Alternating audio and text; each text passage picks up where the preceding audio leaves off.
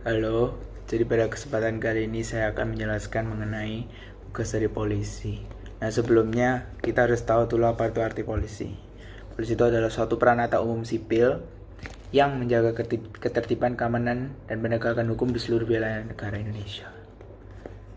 Nah, tugas-tugas dari polisi tersebut tuh terdapat pada pasal 13 UU nomor 2 tahun 2002 mengenai Kepolisian Negara Republik Indonesia. Nah, di dalam pasal tersebut tuh terdapat 3 fungsi pokok kepolisian. Yang pertama tuh untuk memelihara dan memelihara keamanan dan ketertiban masyarakat.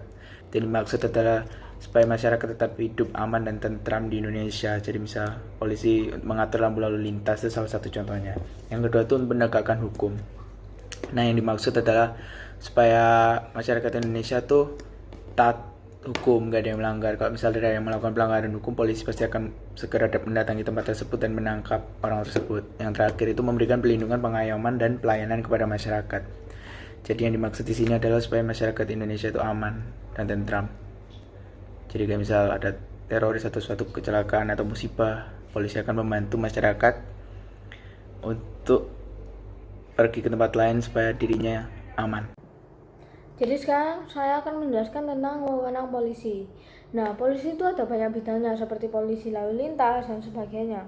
Nah, tapi secara umum polisi itu sudah wewenangnya diatur dalam pasal 15 ayat 1 dan pasal 15 ayat 2. Nah, saya akan menyebutkan beberapa dan sisanya dapat dibaca di sini. Nah, dalam pasal 15 ayat 1 itu contohnya seperti menerima laporan atau pengaduan. Itu seperti kayak melaporkan KDRT gitu. Nah, itu akan dibantu oleh polisi korbannya.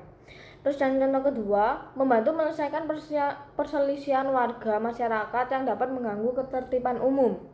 Itu seperti kayak tetangga kalian sama kalian itu bertengkar sampai ribut sampai tidak ada jalan keluar misalnya, mengganggu juga, ya udah polisi yang membantu menyelesaikan. Terus dalam pasal 15 ayat 2 contohnya, yang pertama itu memberikan izin dan mengawasi kegiatan keramaian umum atau kegiatan masyarakat lainnya. Itu seperti kayak konser, ada konser di Surabaya, itu yang ngawasi polisi. Terus yang kedua, memberikan surat izin mengemudi kendaraan bermotor. Itu kayak ada SIM gitu. Oke, sekian.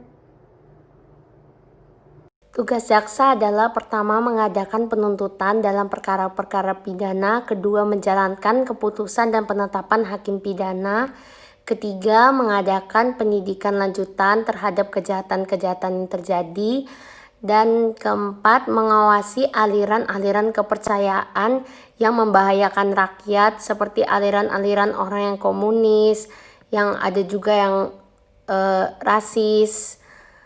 Dan yang kelima, melaksanakan tugas khusus lainnya yang diperintahkan oleh negara, pemerintah negara.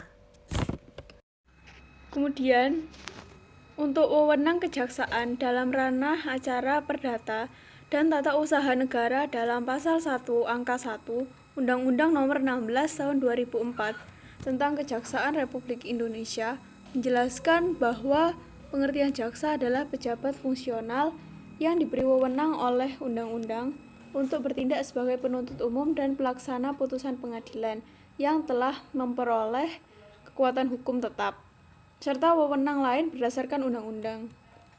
Untuk wewenang lainnya yaitu menurut pasal 30 ayat 2 UU Pejaksaan, yaitu mengatakan bahwa di bidang perdata dan tata usaha negara, kejaksaan dengan kuasa khusus dapat bertindak baik di dalam maupun di luar pengadilan untuk dan atas nama negara atau pemerintah. Dalam melaksanakan tugas dan wewenang sebagaimana telah disebutkan tadi, jaksa bertindak untuk dan atas nama negara, serta bertanggung jawab menurut saluran hierarki.